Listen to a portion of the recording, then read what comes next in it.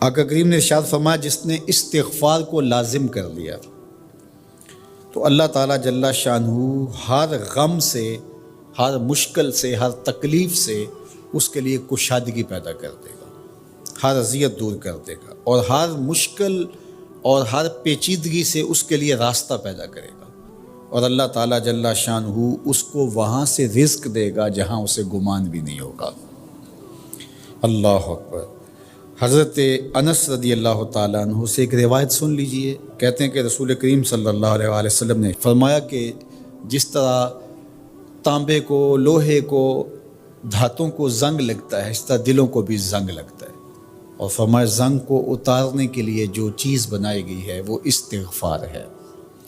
تو استغفار دلوں کا زنگ اتارتا ہے۔ قرآن مجید کی تلاوت، کثرت ذکر، موت کی تذکیر اور استغفار یہ دلوں کا زنگ اتارتا ہے۔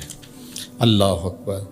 تو یہ آپ کے سامنے جو احادیث رکھی گئی ہیں، اللہ ہمیں ان سب پہ عمل کی توفیق عطا فرمائے۔ کثرت کے ساتھ لا الہ الا اللہ اپنے معمولات زندگی میں شامل کریں، یہ تجدید ایمان کا ذریعہ ہے۔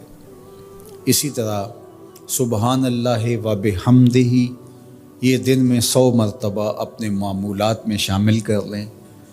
اگر سمندر کی جھاگ سے بھی زیادہ یا اس کے برابر بھی گناہ ہوئے تو یہ کلمات صرف 100 مرتبہ پڑھنے سے سارے گناہ بخش دیے جاتے ہیں۔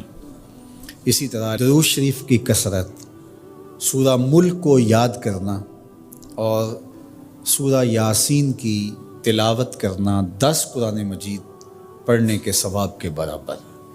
تو یہ اتنا خزانہ آج کی اس نشست میں آپ کو دے دیا گیا ہے۔ اللہ آپ کو جزائے خیر عطا فرمائے۔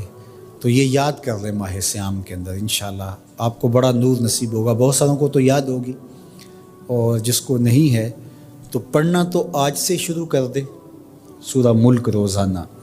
لیکن باقی حضور کی جو آرزو تھی، حضور نے ایک تمنا کی ہے، حضور کے دل میں ایک خواہش تھی کہ اگر یہ ہو جائے تو امت کے بھلے کی بات ہے، تو فائدہ تو ہمارا ہوگا، خوش حضور ہو جائیں گے۔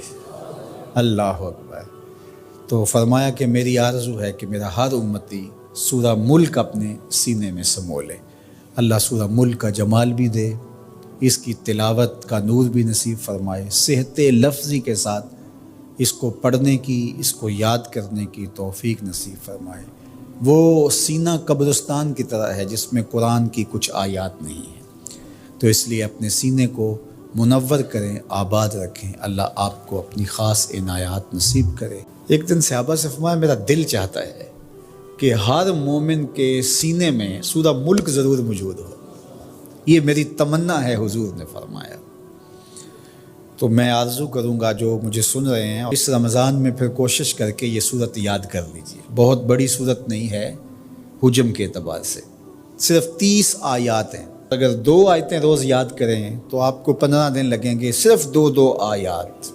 تبارک الذی بیدہ الملک وہو علی کل شیء قدیر، ایک تو یاد ہو گیا آپ کو، سبق کا آغاز ہو گیا۔ اب باقی 29 آیتیں رہ گئی ہیں۔ تو میں چاہوں گا کہ میرے جملہ سننے والے اور آپ جتنے لوگ موجود ہیں یہ ارادہ کریں، عزم مصمم، کہ ہم نے سورہ ملک یاد کرنی ہے، اور یہ میری آرزو نہیں ہے، یہ میرے حضور کی آرزو ہے۔ اللہ اکبر۔ تو حضور نے فرمایا اِنَّ سورۃ فی القرآن 30 آیۃ، فرمایا قرآن مجید میں ایک سورت ہے جس کی صرف 30 آیات ہیں۔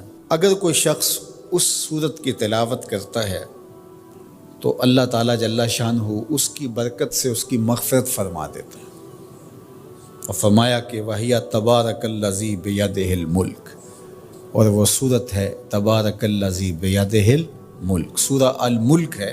مجھے امید ہے کہ آج جا کر ہی آپ جو ہے وہ اس سبق کو شروع کر دیں گے، اور اگر آپ کو 5 آیتیں بھی آج یاد ہو گئیں یا 3 آیتیں بھی یاد ہوگی تو آپ کو لگے گا کہ کوئی مشکل کام نہیں ہے۔ تو اس رمضان المبارک میں سورہ ملک ضرور یاد کر لیجئے گا۔